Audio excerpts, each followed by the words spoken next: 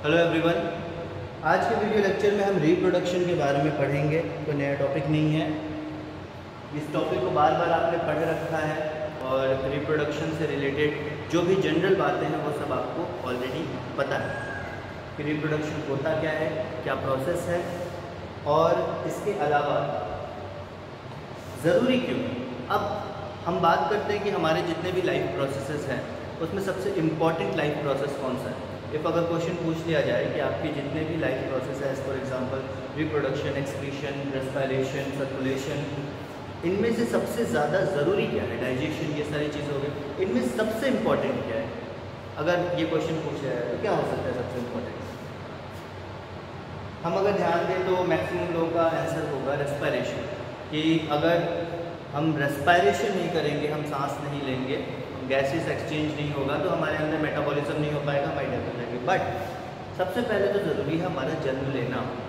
अगर हम आएंगे ही नहीं तो फिर हम क्या करेंगे। तो सबसे ज़्यादा ज़रूरी प्रोसेस रिप्रोडक्शन होता है, क्योंकि रिप्रोडक्शन से स्पीशीज़ मेंटेन होती है। ठीक है, एक स्पीशीज़ जो है, अगर एक स्पीशीज़, एक पर्टिकुलर स्पीशीज़ रिप्रोड्यूस करना छोड़ दे, ठीक है, अगर उनका सेक्सुअल कांटेक्ट जो है वो ख़त्म हो जाए पूरी तरह से, तो जाहिर सी बात है एक पर्टिकुलर टाइम पीरियड के बाद वो विलुप्त हो जाएंगे, वो एक्सटिंक्ट हो जाएंगे। ठीक, तो रिप्रोडक्शन जो है ये सबसे ज़रूरी प्रोसेस है एक स्पीशीज़ को कंटिन्यूसली मेंटेन रखने के लिए, उनकी रेस को बनाए रखने के लिए। अब प्रोसेस की बात करें रिप्रोडक्शन की, तो यहाँ पे क्या है, ऑर्गेनिज्म के अंदर एबिलिटी होती है अपने स्पीशीज़ में रिप्रोड्यूस करने की और नए ऑफस्प्रिंग को जन्म देने। ठीक है, अपने ही स्पीशीज़ में रिप्रोड्यूस करके नए ऑफस्प्रिंग को, नए बच्चे को, नए ऑर्गेनिज्म को जन्म देने की एबिलिटी होती है।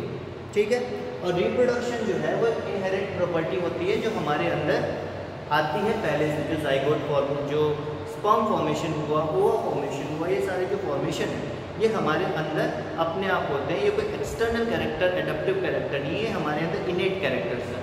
ठीक है, ये हमारे जन्म के साथ हमारे अंदर आते हैं और एक पर्टिकुलर टाइम पीरियड के बाद, एक पर्टिकुलर एज के बाद वो जो कैरेक्टर्स है वो मैच्योर हो जाते हैं या शो होते हैं। ठीक है, अब यहाँ पे अगर अपन बात करें तो पहले ये माना जाता था कि सिर्फ हायर ऑर्गेनिज्म जो है वही रिप्रोड्यूस कर सकते हैं, लोअर ऑर्गेनिज्म जो है वो रिप्रोडक्शन नहीं करते। बट इस बात को गलत साबित किया गया। लोअर ऑर्गेनिज्म भी ये बात बोली गई कि एसेक्सुअल मोड ऑफ रिप्रोडक्शन के थ्रू जो है लोअर ऑर्गेनिज्म रिप्रोड्यूस करते हैं। उनका मोड ऑफ रिप्रोडक्शन अलग होता है बट रिप्रोडक्शन उनके अंदर भी होता है, उनकी संख्या भी बढ़ती है। ऐसा तो है नहीं कि कांस्टेंट नंबर लेके वो पैदा हो गए और जब तक जीवित है तब तक जीवित है, उसके बाद मर जाएंगे तो खत्म हो जाएंगे, ऐसा नहीं होता। वो भी रिप्रोड्यूस करते हैं, उनकी भी साइकिल चलती रहती है, उनका भी बर्थ होता है, उनकी भी डेथ होती है। हाँ, ये सारी चीज़ें होती रहती है।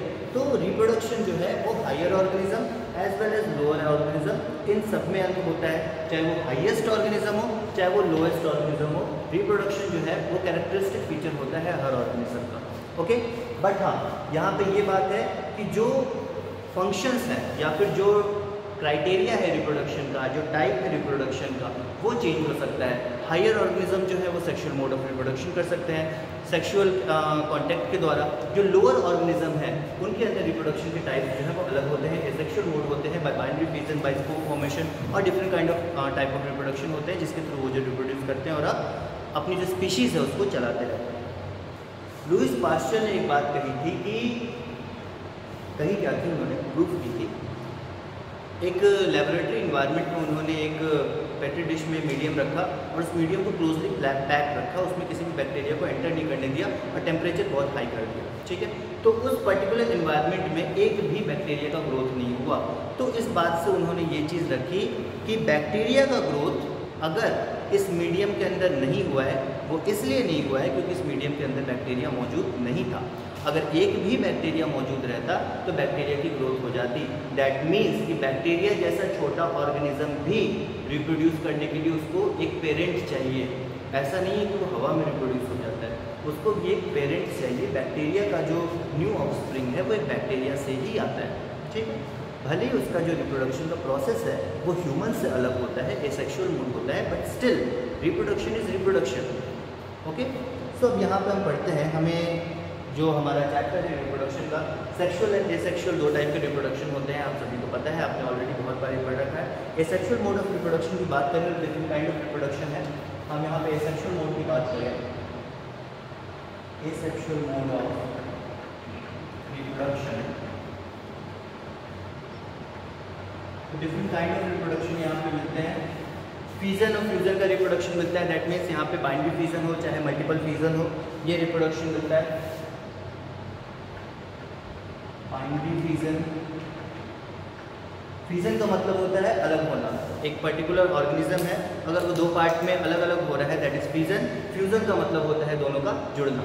ओके, सो बाइनरी फीजन, मल्टीपल फीजन, उसके अलावा स्पोर का फॉर्मेशन होता है दैट इज स्पोरुलेशन।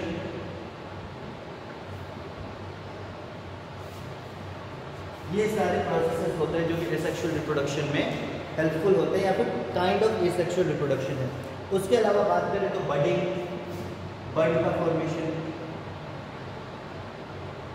हम बैक्टीरिया में रिप्रोडक्शन पढ़ेंगे तो उसमें हम कॉन्जुगेशन, ट्रांसफॉर्मेशन, ये सारी चीज़ें देखेंगे। यहाँ पे एक बैक्टीरिया दूसरे बैक्टीरिया से कैसे कॉन्टेक्ट करता है, अपना जेनेटिक मटेरियल जो है वो ट्रांसपोर्ट करता है, that is also kind of reproduction.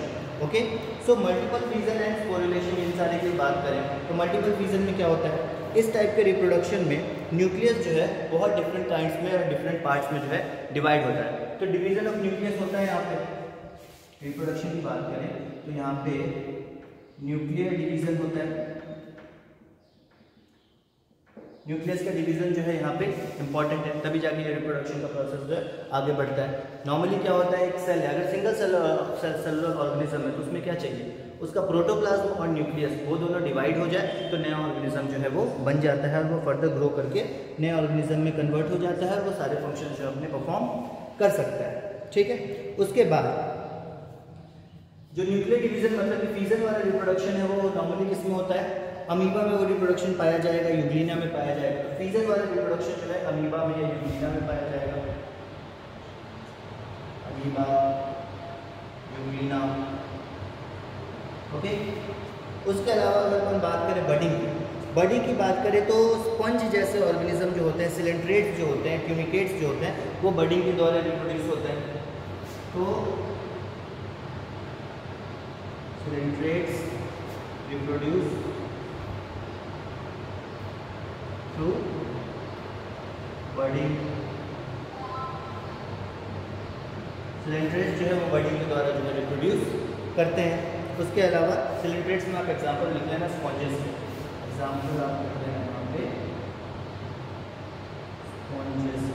Okay, उसके अलावा अगर अपन बात करें बाइनरी फीजन की, तो बाइनरी फीजन की बात करें तो यहाँ पे सिंपल डिवीजन होती है, बॉडी जो है दो पार्ट में डिवाइड हो जाता है। अच्छा, यहाँ पे मल्टीपल फीजन का एग्जांपल लेना, बाइनरी फीजन की बात करें तो सिंपल जो है बॉडी जो है वो दो पार्ट्स में डिवाइड हो जाती है।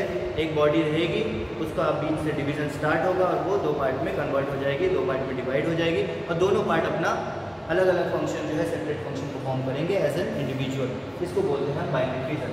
तो different kind of asexual mode of reproduction है। सेक्सुअल मोड ऑफ रिप्रोडक्शन जो है वो आप सबको पता ही है, गैमीट का फॉर्मेशन होता है, गैमीट से जाइगोट बनता है, फर्टिलाइजेशन होता है, उसके बाद फर्दर जो है डेवलपमेंट की प्रोसेस चलती रहती है और इस तरह से एक ऑर्गेनिज्म जो है सिंगल सेल से मल्टी सेलुलर ऑर्गेनिज्म का डेवलपमेंट होता है। हमारे इस वीडियो लेक्चर के साथ साथ डेवलपमेंटल बायोलॉजी का भी वीडियो लेक्चर चल रहा है, तो आप चाहें तो उसको फॉलो कर सकते हैं। तो आपको सेक्सुअल मोड ऑफ रिप्रोडक्शन जो है जहाँ पे ऑर्गेनिज्म की डेवलपमेंट होती है उसको आसानी से समझने का मौका मिलेगा और आपको ये जो कॉन्सेप्ट है रिप्रोडक्शन का वो बहुत ज़्यादा क्लियर हो जाएगा। ओके, सो आगे की वीडियो में हम इसको कंटिन्यूस करेंगे। रिप्रोडक्शन हमें यहाँ पे इन्वर्टिब्रेट्स में पढ़ना है क्योंकि हम इन्वर्टिब्रेट्स का टॉपिक पढ़ रहे हैं। तो इन्वर्टिब्रेट्स में जिस टाइप के रिप्रोडक्शन पाए जाते हैं उनको हम वन बाय वन डिस्कस करते जाएंगे। ऑर्गेनिज्म बाय ऑर्गेनिज्म अगर एग्जाम्पल दे रखा है तो उसको हम सिंगल ऑर्गेनिज्म का एक एग्जाम्पल लेंगे, उससे समझने में आपको आसानी रहेगी। ओके, तो नेक्स्ट वीडियो लेक्चर में हम इस टॉपिक को कंटिन्यू रखेंगे, स्पेसिफिक थोड़ा जाएंगे, थोड़ा डिटेल में इसको पढ़ना स्टार्ट करेंगे। आज का वीडियो एक इंट्रोडक्टरी पार्ट था जो कि आपको ऑलरेडी पता था, बट स्टिल एक बार चैप्टर स्टार्ट करने से पहले डिस्कस करना ज़रूरी होता है। सो इस वीडियो को आप कंटिन्यूसली देखते रहिए और हमारे प्रीवियस वीडियोज़ भी जो अपलोड कर रखे हैं उनको भी आप कंटिन्यूस देखिए, अपनी पढ़ाई को कंटिन्यू रखिए और आपके एग्ज़ाम्स जो होंगे वो अभी तक कुछ फिक्स नहीं है अगर आपके एग्ज़ाम होते हैं या नहीं होते हैं, बट स्टिल जब तक कोई नोटिफिकेशन नहीं है आप यही मान के चलिए कि आपके एग्ज़ाम होंगे। तो प्लीज़ अपनी पढ़ाई को क्विट मत करिए, इसको कंटिन्यू रखिए और इस चैप्टर से रिलेटेड अगर कोई भी डाउट हो तो आप पूछ सकते हैं, अदरवाइज प्रीवियस भी कोई डाउट्स हो तो आप उसको पूछ सकते हैं। तब तक के लिए थैंक यू वेरी मच।